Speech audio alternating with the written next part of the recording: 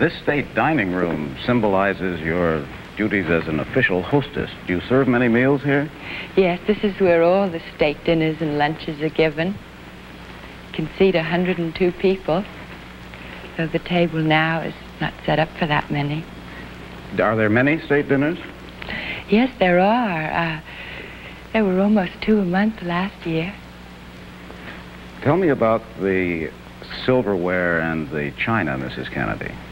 Well, it's not silver, it's all gold or vermeil. They used to use Monroe's knives and forks, but so many of them have been lost, so they've been copied. And the china is the Eisenhower gold china. You see, so many of the beautiful old services the presidents had were destroyed and broken, so now the Truman and the Eisenhower china is all that there's enough left of to use. And there is the beautiful Monroe centerpiece and his flower or fruit baskets and candelabra, all brought from France in 1817. And these glasses, they're ours. I wanted a very simple design so that the china and silver and glass would show up more. So I looked all over, and the prettiest ones I found came from West Virginia. Well, they are beautiful. And then this tablecloth is new. It's a gift to the White House from the firm of Porto. And it's all embroidered in gold to match the centerpiece and the knives and forks.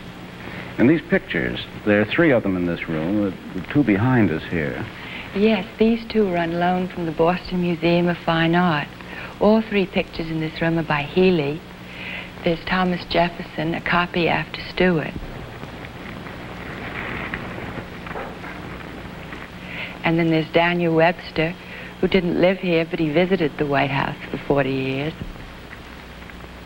And then the most famous one of all is this one of Abraham Lincoln, which traditionally always hung in the state dining room.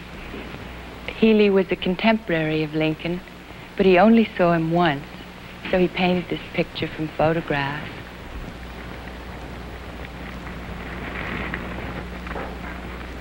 And you can see 2 damaged spots on it, really quite bad ones. So we hope soon to have all the pictures in the White House that need repair repaired. This is a perfectly beautiful room. Have you changed it a great deal? No, we painted it white. This room's interesting because it has the most architectural unity of any room in the White House. It's really all 1902, when Theodore Roosevelt did the great restoration with Stamford White and his firm, McKim White. The architecture, the consoles with the eagles, the furniture, the chandelier and the appliques.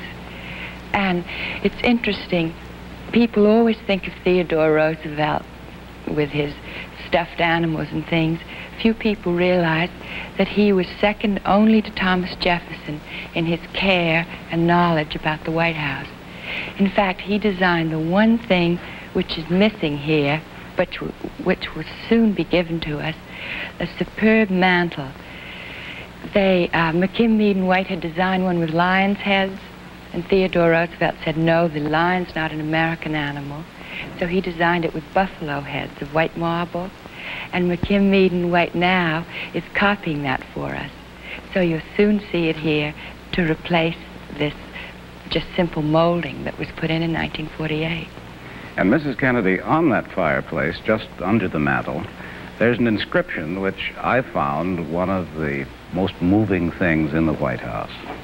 Yes, that's from the very first letter that was ever written from the White House.